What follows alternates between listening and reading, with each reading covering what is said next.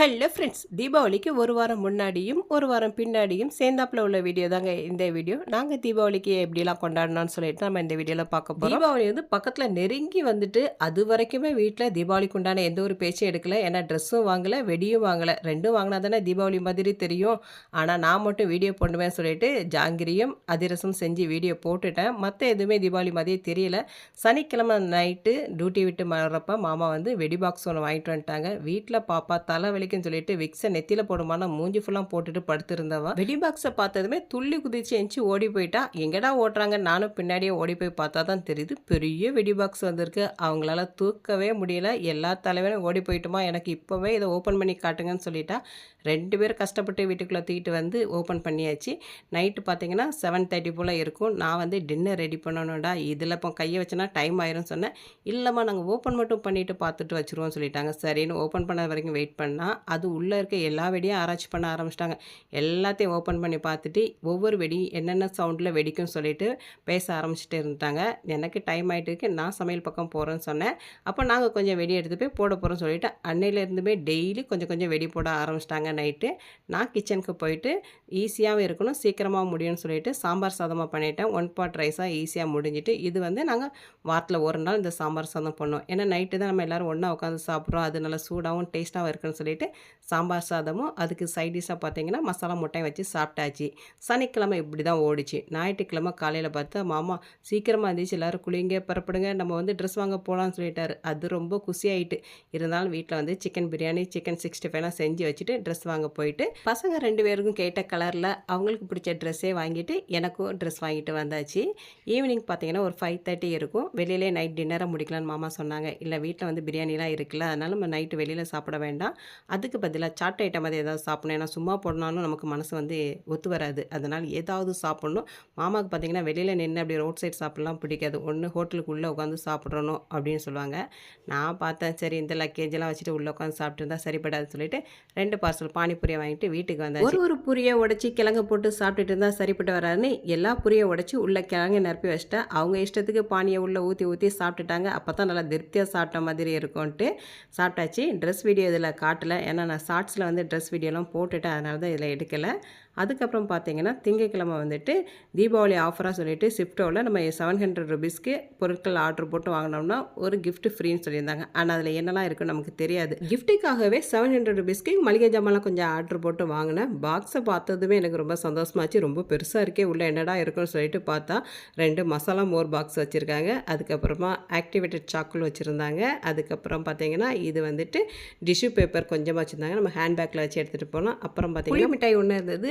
அதுக்கப்புறம் பார்த்தீங்கன்னா premium instant tea ஒன்று இருந்தது. அதுக்கப்புறமா வந்து சொசைட்டி 1 மினிட் டீ ஒன்று இருந்தது. வெண்ணில இதை போட்டாலே போதும், டீ ரெடி ஆயிரும். அதுக்கப்புறமா கொலம்பியன் ப்ரௌன் காஃபி ஒன்று இருந்தது. இது எல்லாமே நமக்கு ஃப்ரீயாக கிடச்சிருக்கு. இருந்தாலும் அது எல்லாத்தையும் ஓரங்கட்டி வச்சுட்டு ஏன் கண்ணு போனது என்னமோ அந்த புளி மிட்டாயில் தான். நல்ல புளிப்பாகவும் லைட்டாக காரமும் சேர்ந்தாப்புல இருந்தது, சாப்பிட்றதுக்கு நல்லா இருந்தது. அவ்வளவுதாங்க. அதுக்கப்புறம் என்ன, தீபாவளி தான். தீபாவளி அன்னைக்கு காலையிலேயே வந்துட்டு பசங்களுக்கெல்லாம் நல்லா எண்ணெய் வச்சு குளிப்பாட்டி விட்டுட்டேன். புது ட்ரெஸ் போட்டு அவங்க வெடி போட போயிட்டாங்க. நான் நேராக குளிச்சுட்டு கிச்சனுக்குள்ளே தான் போனேன். எப்போதும் தீபாவளிக்கு ஊருக்கு போயிடுவேன்னா அப்போல்லாம் கிச்சனில் எங்கள் அம்மா மட்டும் தான் இருப்பாங்க. நான் நல்லா ட்ரெஸ் போட்டுட்டு வெளியில் நின்று வெடி போடுறது தான் என் வேலையாக இருந்தது. ஆனால் இந்த தீபாவளி அப்படி இல்லை. காலையில் கிச்சனுக்குள்ளே போனவா சாயந்தரம் வரைக்கும் செம்ம வேலை. மதிய சாப்பாடே நான் சாயந்தரம் தான் சாப்பிட்டேன்னா பாருங்கள். முதல் நாளே பார்த்தீங்கன்னா குலோப் ஜாமுன், வறுவல், ரவா லட்டு இதெல்லாம் செஞ்சுட்டேன். தீபாவளி அன்னைக்கு காலையில் பார்த்தீங்கன்னா நம்மளோட ஃபேவரட் சுசியமும் வடையும் செஞ்சேன். அதுக்கப்புறமா மட்டன் குழம்பு, சாதம், சாம்பார் இதெல்லாம் பண்ணியாச்சு. நைட்டு தான் நான் வெளியில் வந்து வெடி போடவே ஆரம்பித்தேன்.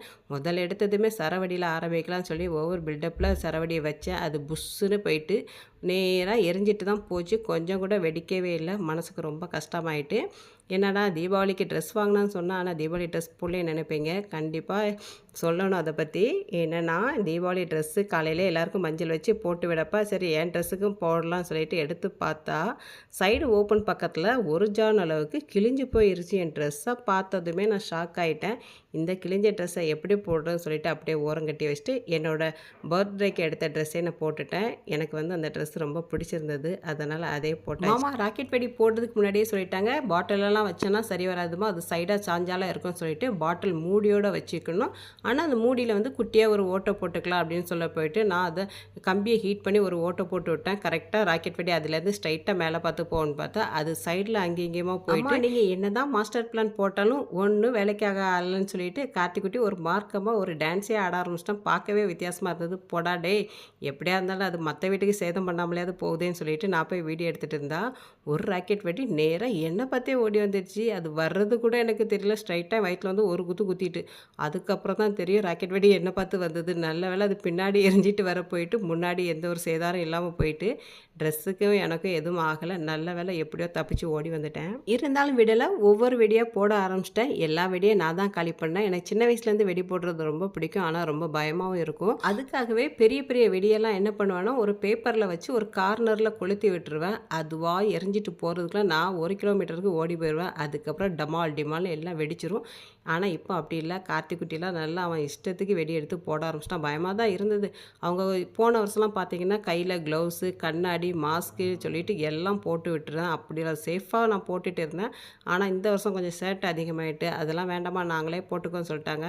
இருந்தாலும் வெடி போட்டதுக்கப்புறம் அந்த 1 மணி நேரம் அந்த புகை ஸ்மெல் வந்து ரொம்ப டார்ச்சர் பண்ணிவிட்டு பிடிக்கவே இல்லை, உடம்புக்கு வந்து ஒத்துக்காது தான். ஆனாலும் நம்ம என்ன பண்ணுறது, தீபாவளியை கொண்டாடுவேன், ஒரு நாள் ஜாலி அப்படின்னு சொல்லிட்டு எல்லாமே போட்டாச்சு. இவ்வளோ பெரிய வெடி பாக்ஸு கொடுத்துருக்காங்க. உள்ளே வந்து பசங்களுக்கு துப்பாக்கி கொடுக்கவே இல்லை. அதுக்காகவே போயிட்டு கடையில் 2 துப்பாக்கி அது போடுறதுக்கான ரோல்லாம் வாங்கிட்டு வந்தாச்சு. ஆனாலும் எனக்கு வந்து அந்த கடையில் பிடிச்சது பார்த்திங்கன்னா அந்த பூண்டு வெடி தான். கையில் சுண்டல் கணக்காக ஒன்று கொடுத்தாங்க. என்னடான்னு வாங்கி பார்த்தா கலர் கலராக பேப்பராக இருந்தது. என்னதுண்ணா அப்படின்னு கேட்டேன். இது வந்து பூண்டு வெடிமா, இது சும்மா தரையில் போட்டு டப்புன்னு வெடிக்கும்னு சொன்னாங்க. சரின்னு அவங்ககிட்ட 2 வெடி வாங்கி போட்டேன். அது நல்லா இருக்க போயிட்டு அப்படியே கொஞ்சம் கொஞ்சமாக வாங்கி ஒரு 10 வெடிக்கு மேலே நானே போட்டுட்டேன். அப்படியே ஒரு பூண்டு வெடி ஒரு 10 பாக்ஸு வீட்டுக்கும் வாங்கிட்டு வந்துட்டேன். அவ்வளோதான், அங்கே இங்கேன்னு எல்லாம் தூக்கி தூக்கி எரிஞ்சு விளையாடுறதுக்கு ரொம்ப அழகாக இருந்தது. தீபாவளி அன்னைக்கு வானத்தை பார்க்கவே அவ்வளோ ஒரு கலர்ஃபுல்லாக இருந்தது. எல்லா நட்சத்திரங்களும் நம்மளை பார்த்து ஓடி வர மாதிரியே இருந்தது. ரொம்ப சவுண்டாக எங்கள் ஏரியாவே ரொம்ப கலர்ஃபுல்லாக இருந்தது. அதுக்கப்புறம் என்ன, தீபாவளி அப்படி தான் அழகாக போச்சு. இருந்தாலும் பசங்களுக்கு 4 டேஸ் லீவு வேஸ்ட்டாக போகுதுமான்னு மாமா கொஞ்சம் ஃபீல் பண்ணாங்க. மாமாவுக்கு லீவ் கிடைக்கல. அதனால் தீபாவளிக்கு அப்புறமா வந்து ஞாயிற்றுக்கிழமை எங்கேயாவது போகலாம் அப்படின்னு மாமா பிளான் பண்ணியிருந்தாங்க. மகாபலிபுரம் போனால் நீங்கள் காலையில் சீக்கிரமாக எழுந்திக்கணும், ஃபாஸ்ட்டாக எல்லா வேலையும் முடிச்சுட்டு நம்ம போயிட்டு வரணும்னு அவர் போட்ட பிளானை பார்த்தாலே எனக்கு பயமாயிடுச்சு. பைசாவும் அதிகமாகும். நம்ம காலையில் எழுந்திரிச்சு போயிட்டு வந்தோன்னா மண்டே வந்து பசங்களுக்கு ஸ்கூல், அவங்க ஸ்கூல் கிளம்புறதுக்கு ரொம்ப டயர்டாயிரும் சொல்லிட்டு அந்த ப்ரோக்ராமை கேன்சல் பண்ணியாச்சு. மெதுவாகவே எழுந்திரிச்சு எல்லா வேலைகளையும் முடிச்சுட்டு சாயந்தரம் ஒரு மதியம் லஞ்செலாம் முடிச்சுட்டு ஒரு 3:30 போல் வீட்டிலேருந்து வெளியில் வந்தோம். என்னோடய ட்ரெஸ்ஸை மெயினாக சேஞ்ச் பண்ணணும். அதில் டேமேஜ் இருந்ததுனால அதை கொண்டு போய் மாற்றிட்டு அதுக்கப்புறமா வேறு ட்ரெஸ் நான் வாங்கிட்டேன். அப்படியே பக்கத்தில் இருக்க திருவேக்க பார்க்குக்கு போனோம். அங்கே பார்த்தீங்கன்னா ஈவினிங் டைமில் அந்த லைட்டு வெளிச்சத்துக்கும் அங்கே பூத்து இருக்க பூக்கள் எல்லாம் பார்க்க அவ்வளோ ஒரு கலர்ஃபுல்லாக இருந்தது. எல்லாத்தையும் பார்த்துட்டு வெளியில் வர்றப்ப பார்த்தீங்கன்னா கார்த்திக்குட்டிக்கு இந்த ஃபேன் மேலே ஒரு இஷ்டம். இதெல்லாம் லேடிஸ் யூஸ் பண்ணுறதுடா, நீ போய் கேட்டுருக்க. இல்லைம்மா அந்த ஃபேன் ரொம்ப க்யூட்டாக இருக்குது, எனக்கு ரொம்ப பிடிச்சிருக்கு, இந்த குட்டி ஃபேன் வாங்கியிருந்தால் போதும், பெருசெல்லாம் வேண்டாம்னு சொல்லிட்டான். இதோட ரேட் பார்த்தீங்கன்னா 50 ருபீஸ் தான். நம்ம கை விரல்ட்டு அப்படியே ஃப்ரெஷ் பண்ணாலே அழகாக காற்று வருது. இருந்தாலும் நல்லா இருக்குன்னு சொல்லிட்டு வாங்கிட்டு வந்தாச்சு. அப்புறமா பசங்களை கூட்டிகிட்டு ஸ்கை ஒன் போயாச்சு. அங்கே பார்த்தீங்கன்னா பொங்கல், தீபாவளி அந்த மாதிரி டைம்லலாம் 4 டேஸ் வந்துட்டு ஸ்டால் மாதிரி கீழே போட்டிருப்பாங்க. நிறைய ட்ரெஸ்ஸஸ் இருக்கும், ஃபேன்சி ஐட்டங்கள்லாம் இருக்கும். அதுக்கப்புறம் பார்த்தீங்கன்னா ஃபுட்டு, சாப்பிட்ற ஐட்டங்கள்னு ஏகப்பட்ட ஐட்டங்கள் இருக்கும். எல்லாத்தையும் சுற்றி பார்த்தேன். இந்த செயின் நல்லா இருந்துச்சுன்னு சொல்லி தூக்கி போட்டு பார்த்தேன். ரொம்ப அழகாக இருந்தது. அதோட ரேட் பார்த்தீங்கன்னா 2500 ரூபா. இது கூட கொஞ்சம் பைசா போட்டால் 1 கிராம் கோல்டே வாங்கிடலாம் சொல்லிட்டு போட்டதுக்காக ஒரு ஃபோட்டோ மட்டும் எடுத்துகிட்டு வச்சாச்சு. கார்த்திக்குட்டிக்கு இந்த கார் ஓட்டுறது ரொம்ப இஷ்டம். 2-3 டைம் போயிருக்கோம், ஆனால் அவன் அந்த காரில் போனதில்லை. இந்த கார் வாங்கி இப்போ நம்ம சென்னையில் விட்டு ஓட்ட முடியாது, ஏன்னா இடம் கம்மியாக இருக்குது. ஊரில் வாங்கி வச்சு ஓட்டலான்னு பார்த்தா நம்ம ஊருக்கு போகிறதே லீவ் டைமில் மட்டும் தான் போகிறோம். அதுக்கப்புறம் இவனும் சீக்கிரம் வளர்ந்துருவான், அந்த கார் வேஸ்ட்டாக போயிருமே சொல்லிட்டு இன்னும் வாங்கலை. அவனோட ஆசைக்காக இந்த காரில் 2 ரவுண்டு போயிட்டு வந்துட்டான். பின்னாடி போகிறாங்கல்ல, அவங்க கையில் தான் ரிமோட் இருக்குது. 3 ரவுண்டு அடித்தாங்க. ரேட் பார்த்தீங்கன்னா 100 ருபீஸ் வாங்கிட்டாங்க. சரின்னு கொடுத்துட்டு அப்படியே பக்கத்தில் இருந்த மினி சமோசா வாங்கி சாப்பிட்டோம். இதோட ரேட் பார்த்தீங்கன்னா 100 ருபீஸு, வெளியிலலாம் 20 ருபீஸ் தான். இருந்தாலும் பரவாயில்ல, சாயந்தரம் ஏதாவது சாப்பிடணும்னு சொல்லிட்டு நாங்கள் வந்து 2 பார்சல் வந்து சமோசா வாங்கி சாப்பிட்டா. மாமா வந்து சுட சுட ஒரு டீ வாங்கி குடித்தார். குடிச்சிட்டு கார்த்திக்குட்டி ரொம்ப குஷியாயிட்டான். அங்கே போட்டிருக்க மியூசிக் ஏற்ற மாதிரியே தன்னால் ஆடிட்டு இருந்தான். ரொம்ப நல்லது, என்ஜாய் பண்ணுறோமா, நல்லா ஜாலியாக இருக்குன்னா அதுக்கப்புறமா அப்படியே 3rd ஃப்ளோர் போனால் அங்கே ட்ரெயினில் குட்டி குட்டி பசங்களாம் போனாங்க. இதுலேயும் போகணுமா அப்படின்னு சொல்லிட்டான். சரிடா போய்க்கோனா. அதுவும் பார்த்தீங்கன்னா ஒருத்தங்களுக்கு வந்து 100 ருபீஸ் தான். சரி கார்த்திக்குட்டியை மடியில் வச்சு நான் உட்காரட்டுமான்னு கேட்டேன். அவன் இருக்க இடமே ஃப்ரீயாக தான் மேடம் இருக்குது, நீங்களும் உட்காருங்க, 200 ருபீஸாக கொடுங்கன்ட்டாங்க. பரவாயில்ல அவன் மட்டும் போய்கிட்டும்னு சொல்லிட்டு நான் அந்த இன்ஜின் பக்கத்துலேருந்து ஒரு ஃபோட்டோ மட்டும் எடுத்துக்கிறேன் தம்பின்னு எடுத்துட்டேன். மாலுக்கு போயிட்டு சும்மா வந்தால் எப்படி, நம்மளை நம்பி தான் கடை போட்டிருக்காங்கன்னு சொல்லிட்டு கடை போட்டிருக்கவங்களுக்காக 2 பிளாசா பேண்ட் வாங்கினோம். ஒன்று எனக்கு, இன்னொன்று பாப்பாவுக்கு. அப்புறம் ஒரு டிஷர்ட் எனக்கு ஒன்று வாங்கினேன். 199 தான், ரேட் நல்லா சீப்பாக இருந்தது. அது வந்து டிஷர்ட் மட்டும் நான் மேக்ஸில் வாங்கியிருந்தேன். இவ்வளோ தான் ஃப்ரெண்ட்ஸ் நம்மளுடைய தீபாவளி விளாக். வீடியோ பிடிச்சிருந்தா லைக் பண்ணிவிட்டு ஷேர் பண்ணிக்கோங்க. பாய்.